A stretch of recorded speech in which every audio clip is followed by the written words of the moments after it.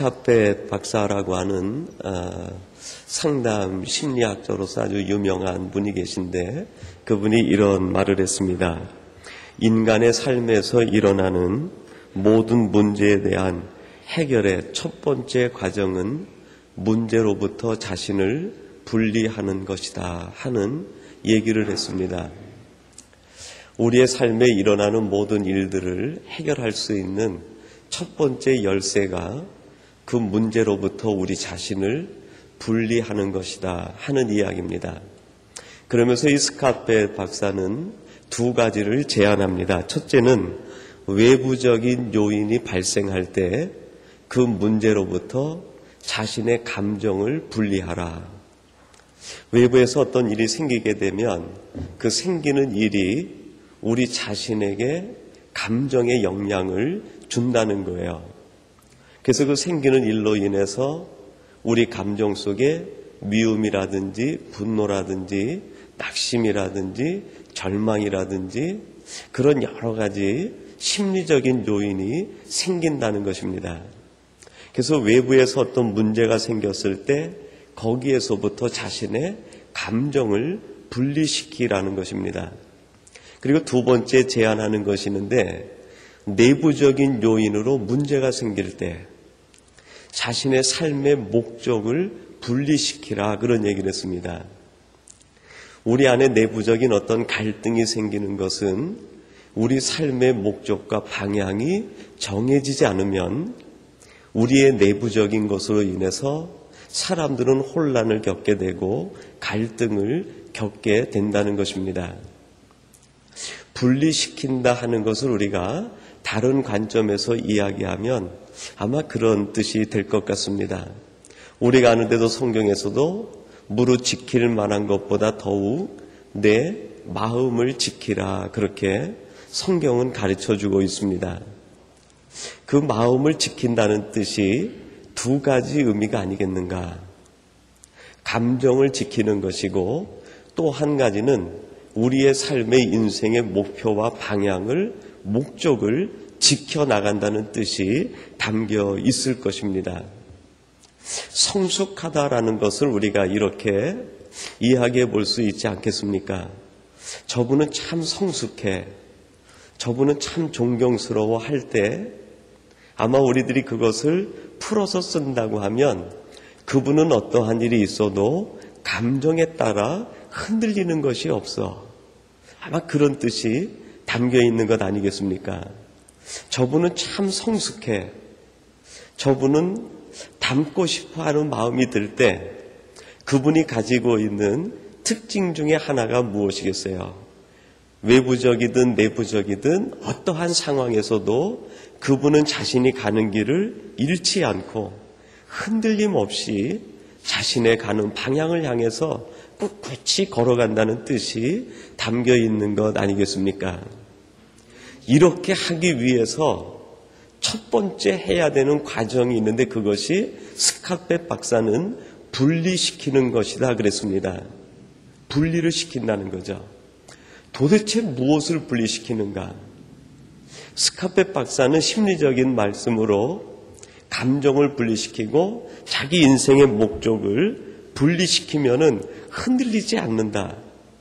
상황과 문제에 따라서 본인이 그 문제 속에 휩싸이지 않는다는 것을 이야기했어요.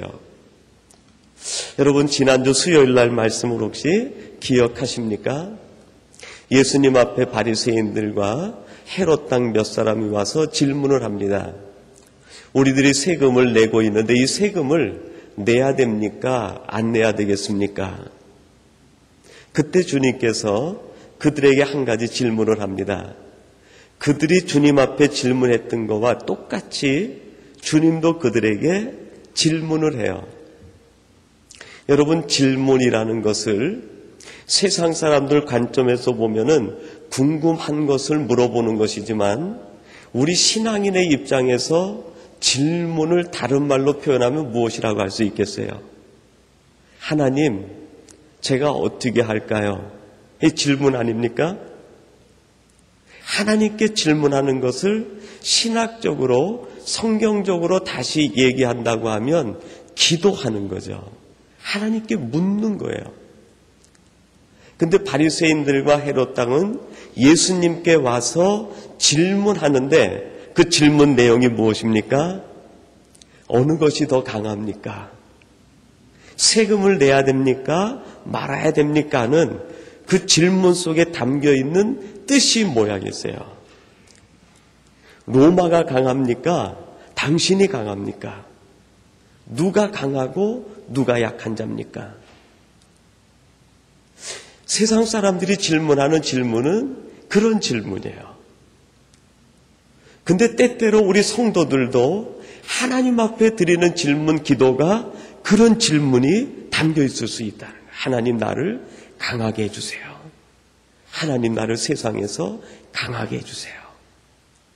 물론 믿음으로 신앙적으로 살기 위해서 영적으로 강하게 해달라는 것 좋은 기도가 될 수 있습니다. 그러나 바리새인들과 헤롯 당이 마가복음에서 질문하고 있는 의도는 신앙적 성숙을 위한 강함을 구하는 것이 아니에요. 세상에서 어떻게 하면 강해질 수 있습니까? 요한과 야고보가 예수님을 따라다니던 예수님의 공생의 시절, 제자 시절 때 그들이 질문했던 것과 똑같은 거죠. 주님 나를 이 편에 우편에 세워주세요. 세금에 관한 문제는 생존에 관한 문제입니다. 유대 사람들이 그 땅에서 살기 위해서는 세금을 내지 않고는 살 수 없는 거예요. 세금을 내야 되겠습니까? 말아야 되겠습니까? 그 질문 속에는 오직 생존의 이유만이 하나님 앞에 질문하는 질문에 담겨 있는 거예요.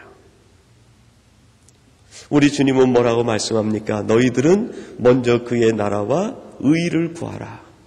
그리하면 우리 생존에 관한 것은 하나님이 책임지시겠다는 거예요. 근데 우리들이 하나님 앞에 기도하는 많은 기도 내용 중에 오히려 우리들이 하나님의 나라와 의를 구하기보다는 우리의 생존을 우리들이 염려하면서 그것을 구하는 것이 더 많지 않은가. 바리새인들과 헤롯의 질문을 통해서 성경은 우리에게 한번 점검해 보라는 것이죠. 너희들이 나에게 구하는 그 구함의 가장 깊은 곳에 자리 잡고 있는 것이 무엇이냐. 근데 똑같이 주님이 바리새인들과 헤롯 당들에게 질문을 합니다. 너희 중에 데나리온이 있느냐? 내게 가져와 보이라. 동전을 가져와서 보이니까 이 화상과 이 글이 네 것이냐? 가이사의 것입니다. 그때 주님이 하시는 말씀이 뭐예요? 가이사의 것은 가이사에게, 하나님의 것은 하나님께 돌리라. 너희들이 가지고 있는 지금 문제는 분리가 되지 않아서라는 거예요. 성별되지 않았기 때문이라는 거예요. 구별되지 않으면 세상 속에 있는 문제에서 그리스도인으로서 살아갈 수 없다는 거예요. 얼마나 우리들에게 중요한 그 신앙적인 도전의 말씀인지 모릅니다. 세상으로부터 우리를 분리시키라는 것은 세상을 무시하고 세상을 경멸하라는 뜻이 아니에요. 지난주에 우리가 세 가지를 묵상했는데 첫 번째는 우리 주님께서 가이사의 것은 가이사에게, 하나님의 것은 하나님에게 드리라고 하신 그 뜻의 첫 번째 이유는 세상을 정확히 보라는 거예요. 이 화상과 이 글이 누구의 것이냐? 내게 보이라. 너희들은 이 동전에 새겨져 있는 이 화상과 글이 보이느냐? 이 정체성이 눈에 들어오느냐?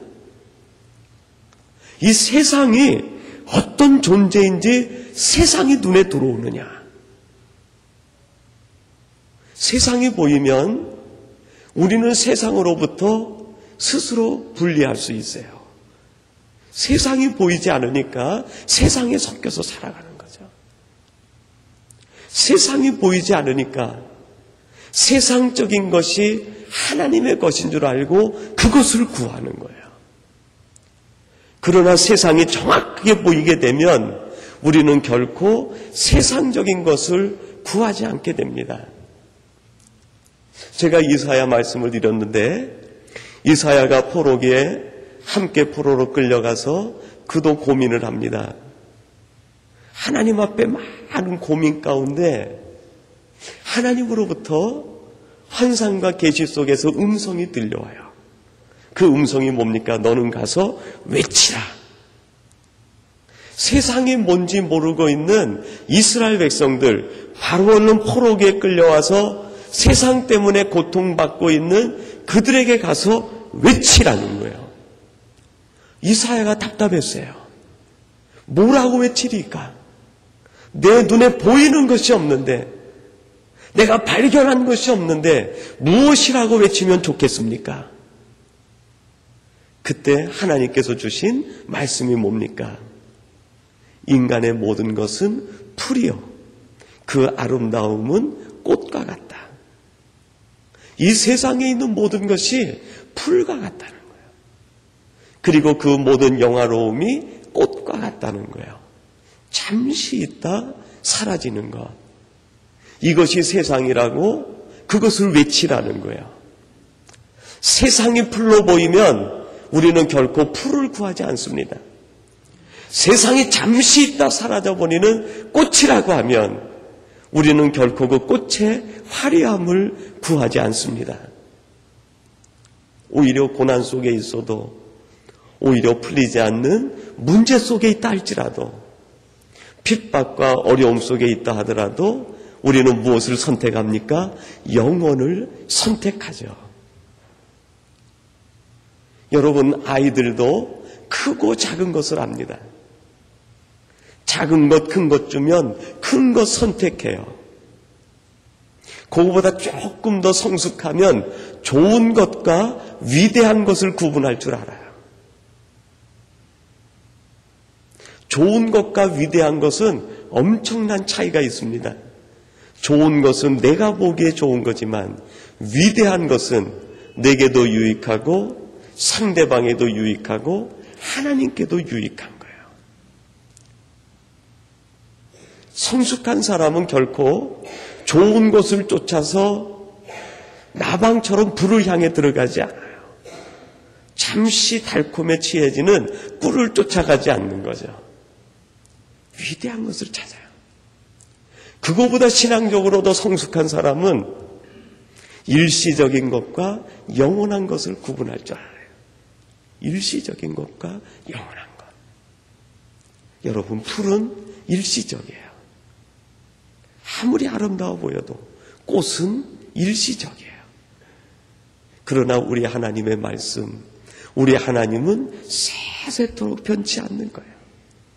이사야가 그거를 보게 된 거예요. 그거를 보고 나서 이사야는 자기가 현실로 당하고 있는 모든 인생의 문제, 이스라엘 백성들이 공통적으로 겪고 있는 모든 환난과 고통의 문제가 한 번의 수수께끼처럼 풀리게 된 거예요. 그것을 보면서 풀리게 된 거예요. 구분한 다음엔 세상을 구분하는 이유가 있어요. 그게 뭡니까? 예수님께서 이 땅에 성육신에서 오신 것처럼 세상을 하나님의 나라로 변화시키기 위해서 세상을 대상으로 보는 거예요. 세상 속으로 들어가는 거죠. 어떻게 들어갑니까? 빛이 돼서 들어가는 거예요.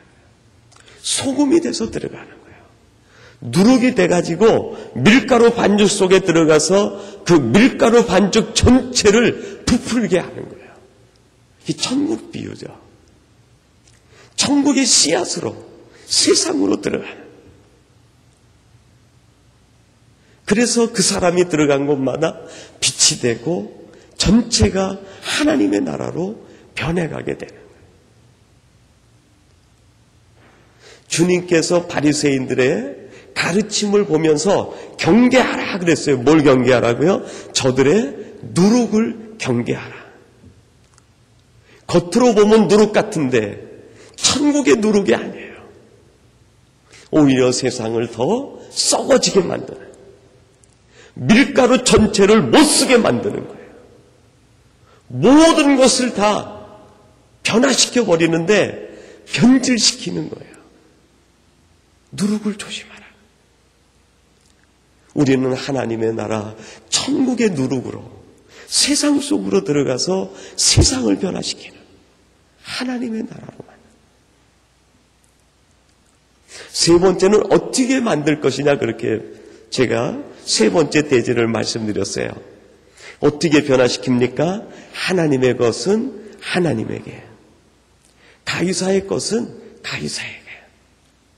여러분, 가이사의 것은요, 가면 갈수록 가이사적이 돼요.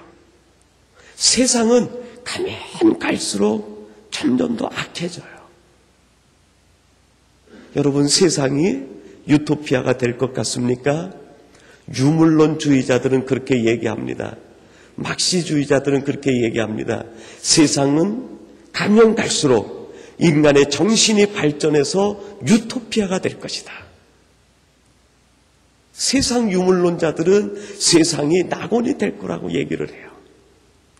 그러나 성경은요, 가이사의 것은 점점 더 가이사적이 돼요. 우리 현실이 그것을 증명해 주고 있지 않습니까? 세상이 점점 더 악해져요. 그럴 때에 우리들이 어떻게 세상을 변화시키는, 대상화시킬 수 있는 사람이 될 수 있는가? 한 가지 방법밖에 없어요.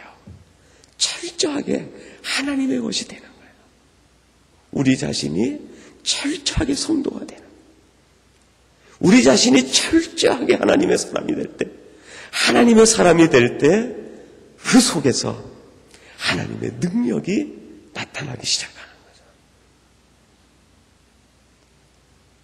거죠. 예수님은 가면 갈수록 메시아로 드러납니다. 처음에는 이 땅에 오신 예수님은요, 우리와 비슷했어요. 어린 시절이 비슷했습니다. 12살 되기 전에 성인식 할 때 어린아이의 삶이 비슷했어요. 그런데 예수님은 점점 키가 자라고 그 몸이 자라면서 달랐어요. 뭐가 달랐습니까? 지혜가 점점 충만해졌어요. 많은 사람 앞에 사랑받는 존재가 됐어요. 그 안에 오직 하나님으로만 가득 차는 거예요. 점점 메시아적으로 자라는 거예요. 예수님이 마지막 십자가에 달려 돌아가실 때 그 광경을 집도하고 사형을 집행했던 백부장이 보고 뭐라고 고백합니까? 이는 실로 하나님의 아들이시다. 하나님의 아들이시다. 점점 메시아로 드러나게 되는 거예요. 여러분, 우리는 어떻습니까? 우리가 주님을 처음 만난 그때부터 지금까지 얼마만큼 더 깊은 성도의 삶으로 자라고 있습니까? 정말 우리 스스로에게 애통하듯이 질문해 봐야 될 질문이에요. 혹시 세상에서 내가 가이사처럼 변해가고 있는 것은 아닌가? 세상을 변화시키고 사람을 변화시키는 것, 그것보다도 먼저 중요한 것이 뭡니까? 우리 자신이 철저하게 하나님의 것이 돼가는 거예요. 완전히 하나님의 지배를 받는 거죠. 여러분, 마가복음 12장에 우리들이 지난 시간하고 이번 시간에 묵상하게 되면 세 부류의 사람을 묵상하게 됩니다. 첫 번째는 바리새인이고, 그 다음엔 헤롯 당이고, 오늘 본문에 보면은 사두개인이 나와요. 바리새인은 어떤 사람입니까? 바리새인들은요, 율법적 도덕주의자들이에요. 그들도 하나님의 백성이라고 얘기합니다. 하나님의 백성이면 당연히 하나님의 백성이 있는 그 자리에 하나님 나라에 영향력이 끼쳐져야 되는 거죠. 그런 글이 있더라고요. 향나무가 있으면 향나무를 도끼로 찍으면은 향나무는 그를 원망하는 대신에 자기를 찍은 도끼에 향을 묻혀서 보낸다는 거예요. 향나무에 본송이 그게요. 향나무의 본성. 자기를 찍는 도끼 날에다도 향을 묻혀서 보내는 거예요. 원망을 보내는 게 아니라. 바리새인들이 진정 하나님의 백성으로 살았다고 하면 그 바리새인이 있는 그곳에 하나님의 나라가 이루어져야 되는 거죠. 그런 의미에서 여러분, 하나님의 나라를 건설하는데 율법적 도덕주의는 실패한 거예요. 율법적 도덕주의로는 안 돼요. 그 다음에 헤롯 땅이 나오는데 헤롯 땅이 의지하는 게 뭡니까? 가이사의 힘이었어요. 로마 황제로부터 힘을 이어받아가지고 전권을 받아서 유다를 다스리는데 아부한 사람이 헤롯 왕이고 그를 지지하는 사람이 헤롯 땅들이었어요. 그러니까 헤롯 땅들은 철저하게 자기가 있는 곳에서 가이사의 힘으로 살아가는 사람들이에요. 여러분, 헤롯 땅도 유대인들이었어요. 수천 년 전에 하나님이 선택하신 선민이었어요. 선민으로 수천 년을 살아왔지만 그들이 있는 곳에 전혀 변화가 없어요. 하나님의 나라에 영향력이 없어요. 그렇다고 하면 헤롯 땅이 가지고 있는 것도 잘못된 것 아닙니까? 가이사의 힘으로 세상은 변화시킬 수 없어요. 정치적인 힘으로 여러분, 태평양 아시아권에 있는 사람들이 G12를 만들어도 태평양의 평화는 영원히 구축될 수 없습니다. 유럽의 이씨 공동체가 만들어진다 하더라도 그것 가지고 세계의 평화가 유지될 수 없어요. 정치적인 힘이 아니에요. 사람이 만드는 피스가 세상을 평화롭게 만드는 것이 아니라 평화는 오직 하나님의 백성이 하나님의 백성으로 살아갈 때, 그 속에 하나님의 샬롬이 임할 때 평화가 이루어지는 거예요. 단 한 사람이 그렇게 살더라도 한 사람이 사는 그 샬롬의 현장에 하나님의 평화가 이루어지는 거예요. 정치적인 힘으로, 가이사의 힘으로 이루어지지 않아요. 마지막 세 번째 사람이 누굽니까? 오늘 본문에 나오는 사두개인들이에요. 사두개인의 어원은 사독이라는 제사장으로부터 비롯이 되었습니다. 사무엘서에 보면은 다윗 시대 때 두 명의 제사장이 있게 돼 하나는 아비아달이고 또 하나가 사독입니다. 이때 아비아달은 70이 넘은 고령 제사장이었어요. 그리고 사독은 30세 갓 된 신진 제사장이었습니다. 사독이 솔로몬과 손을 잡고 다윗 정권을 무너뜨리고 새로운 정부를 수립을 해요.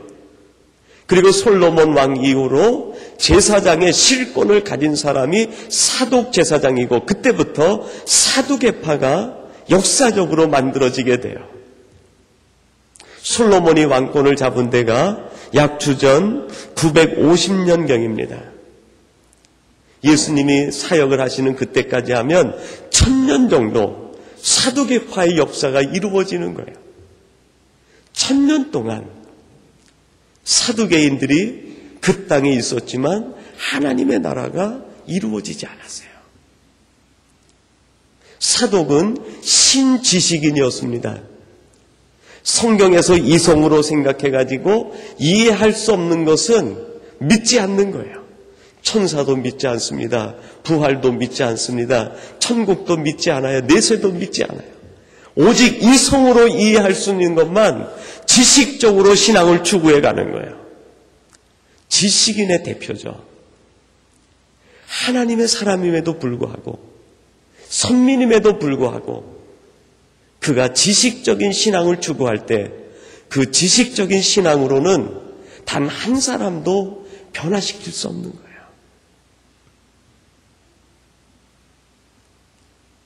여러분, 이 세 가지의 유대 역사에 나와 있는 하나님의 나라 실현에 실패한 사람들, 그들이 주님 앞에 묻고 있는 거예요.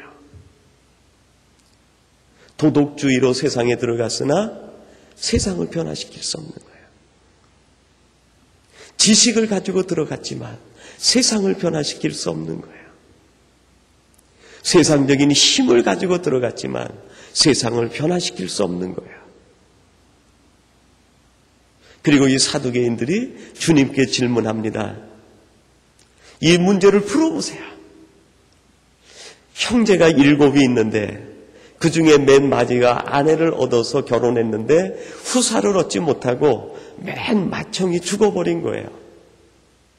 유대 풍속에는 후사 결혼이 있는데 자녀를 얻기 위해서 동생이 그 형수하고 결혼해가지고 후손을 보도록 하는 후사 결혼이 있습니다.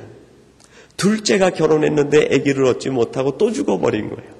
이렇게 해서 7명까지 죽고 여자도 죽어버렸다는 거예요. 부활한다고 하는데 부활하면 이 부인은 누구의 아내가 돼야 됩니까? 그 질문이에요. 여러분, 성경이 이 말씀을 기록한 데에는 단순히 우리의 어떤 생각을 자극하는 그런 말씀으로 기록한 것이 아니라 여기에는 놀라운 신학적 의미가 있어요. 7명의 아들. 여러분, 성경에서 7이라는 숫자는 완전수입니다. 사두개인들이 자신의 모든 지식을 통해서 1000년 동안이나 연구해봤지만 인간의 문제를 풀 수 없다는 거예요. 무슨 문제입니까? 세상의 수수께끼를 풀 수 없는 거예요. 우리의 지식으로는 세상의 문제가 풀리지 않는다는 거예요. 주님, 이 문제가 어떻게 된 겁니까? 또 한 가지 문제가 풀리지 않는데 그게 뭡니까? 죽음의 문제가 풀리지 않는다는 거예요.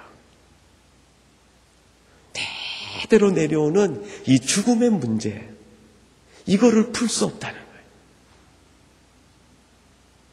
사두개인들이 모든 지식을 총동원해 보았지만 세상의 문제를 풀 수가 없어요.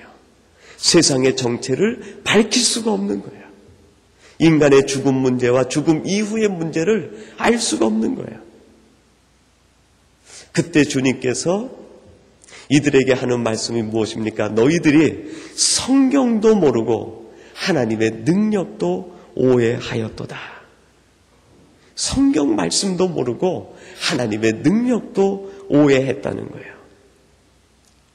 너희들이 세상에 바리새인들은 도덕적 율법주의를 가지고 들어가고, 그리고 헤롯 당들은 정치적인 힘을 가지고 들어가고, 사두개인 당신들은 자신의 지식의 힘을 가지고 들어갔지만 그것으로는 세상의 문제를 풀 수 없다는 거예요. 죽음의 문제를 뛰어넘을 수 없다는 거예요. 그것을 가지고 들어가서는 세상을 바꿀 수가 없다는 거예요. 오늘 본문의 핵심이 거기 있어요. 우리들이 철저히 하나님의 것이 되는 것, 그거는 우리의 내면의 세계, 속사람의 확장이라고 이해할 수 있는데, 그렇다고 하면 주님, 우리들이 세상으로 들어갈 때 무엇을 가지고 들어가야 되겠습니까? 우리의 또 다른 질문이죠. 하나님, 저들이 세상을 변화시키는 사람이 돼야 되는데 무엇을 가지고 들어가야 되겠습니까? 주님께서 하시는 말씀이 뭡니까? 성경도 모르고 하나님의 능력도 모른다는 것은 세상으로 들어갈 때 너희들이 말씀을 붙들고 들어가야 된다는 거예요. 말씀을 놓치면 세상에 들어가서 우리도 바리새인처럼 헤롯 당처럼 사두개인처럼 된다는 거예요. 세상 속에 들어가면 우리도 길을 잃어버린다는 거예요. 세상 사람들이 가는 것처럼 우리도 도덕주의로 나가게 되고, 우리도 세상의 힘을 잡으려고 하고, 우리도 세상의 지식을 가지고 세상을 변화시켜 보려고 한다는 거예요. 그러나 그것이 아니라 하나님의 말씀을 붙들어야 된다는 거예요. 그 말씀 속에 뭐가 있다는 겁니까?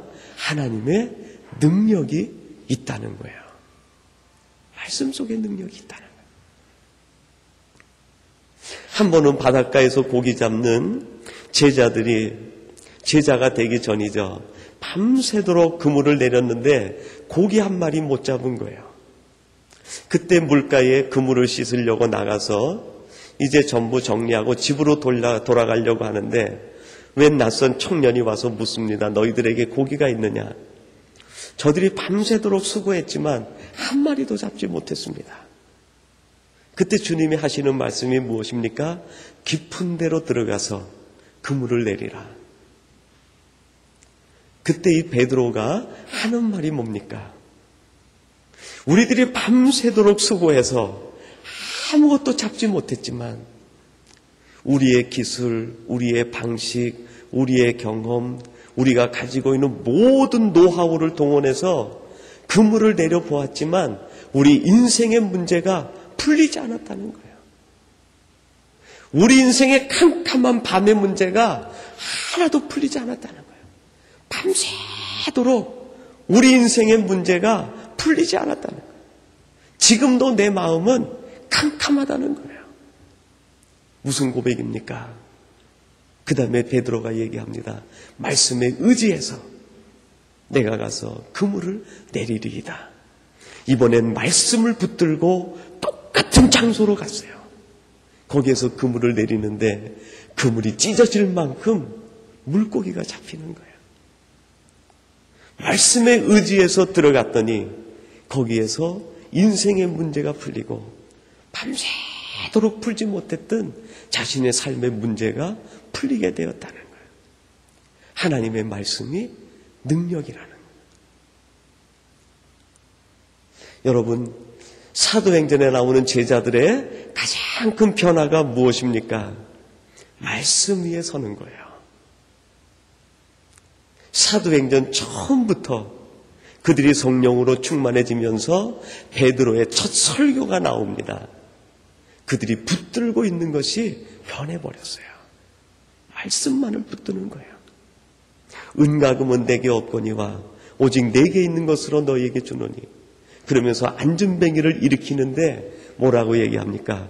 나사렛 예수의 이름으로 걸으라. 여러분, 예수님은 말씀이세요. 말씀을 붙드는다는 것은 예수님을 붙잡는 거예요. 예수님 안에 능력이 있어요. 말씀 안에 능력이 있어요. 우리가 지금 있는 곳이 깊은 곳이라도 여러분 걱정하지 마세요. 내가 있는 곳이 절망의 깊은 자리더라도 그건 전혀 문제가 되지 않아요. 내가 있는 곳이 캄캄한 절벽 같아도 그건 전혀 문제가 되지 않아요. 내가 지금 어디에 있느냐가 아니라 내가 지금 무엇을 붙들고 있느냐, 내가 지금 무엇을 의지하고 있느냐, 그것이 중요한 거예요. 설령 여러분 고칠 수 없는 질병에 내가 지금 걸려있다 하더라도 그것이 문제가 아니에요. 그 환경, 그 상황 속에서 말씀을 붙잡고 있느냐, 예수님을 붙잡고 있느냐, 거기에 능력이 있는 거예요. 한 사람이 말씀을 붙들었을 때 베드로를 통해서 예루살렘이 변화가 되는 거예요. 거기에 하나님의 나라가 임하고 하나님의 놀라운 영향력이 거기에 끼치기 시작하는 거예요. 그리고 오늘 주님께서 주시는 마지막 결론의 말씀이 있는데 그게 뭡니까? 우리 하나님은 죽은 자의 하나님이 아니라 어떤 하나님이라고요? 산자의 하나님이라. 산자의 하나님이라. 예수님은 지금 이 바리새인들과 사두개인이 보는 것과 다른 세계를 보고 있는 거예요. 죽어있는 세계를 보는 것이 아니라 어떤 세계를 봅니까? 살아있는 세계를 보는 거예요. 여러분, 우리는요, 죽은 세계를 보는 게 아니에요. 살아있는 세계를 보는 거예요. 과거를 보는 게 아니에요. 미래의 나를 책임지실 하나님을 보는 거예요. 과거에 어떤 일이 있든지, 과거에 얼마나 아픈 일이 있든지 그거를 보면 우리는 자꾸 우리의 영과 삶이 과거로 나가게 되고 죽음으로 나가게 돼요. 죽은 것을 보는 것이 아니에요. 없어진 것을 보는 게 아니에요. 사라진 것 여러분 보는 게 아니에요. 하나님이 우리에게 주실 미래의 축복이 얼마나 큰데, 하나님이 우리에게 약속하신 미래의 약속이 얼마나 큰데, 그 그 축복과 미래를 놔두고 과거를 집착하고 옛 것을 보고 죽은 것을 봅니까? 죽은 것은 죽은 거예요. 근데 이 사두개인들과 바리새인들과 헤롯 당들은요, 죽어버린 문자에 집착하는 거예요. 아무 능력 없는 죽어있는 것에 집착을 해요. 주님이 볼 때 얼마나 답답했겠어요. 너희들은 어찌 죽은 것에 매여 있느냐? 어찌 죽은 것에 매여 있느냐? 살아계신 하나님, 능력의 하나님, 우리를 위하여 미래의 축복의 길을 예비하고 계시는 그 하나님을 보지 못하고 죽어있는 것을 보고 그것에 매여가지고 세상에 묻혀서 살아가느냐. 주님이 볼 때 너무너무 답답하신 거죠. 여러분, 지난 월요일입니다. 예배를 마치고 들어가서요, 인터넷을 이렇게 보다 보니까 우리 김수환 추기경의 임종 소식이 실려 있더라고요. 그래서 내용을 찾아보니까 한국 시간으로 2월 16일 월요일 날 하나님 품에 안기우게 되었다는 기사가 기록이 되어 있었습니다.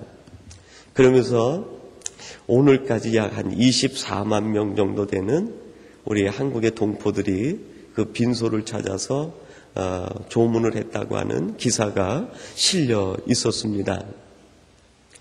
그러면서 제가 오래전에 사두었던 그 김수환 추기경의 생애와 사상이라는 책이 있어서 이번 주간에는 그 책을 월요일부터 쭉 그분을 생각하면서 한번 책을 다시 보았습니다. 근데 1997년에 이분이 서울 대교구장으로 추기경으로 이제 30주년을 맞이하면서 강연을 했던 것이 실려 있었습니다. 근데 거기에 아주 감동적인 글 하나가 실려 있었어요. 이런 내용입니다. 우리는 늘 하늘을 보면서 오늘을 보아야 길을 잃지 않습니다.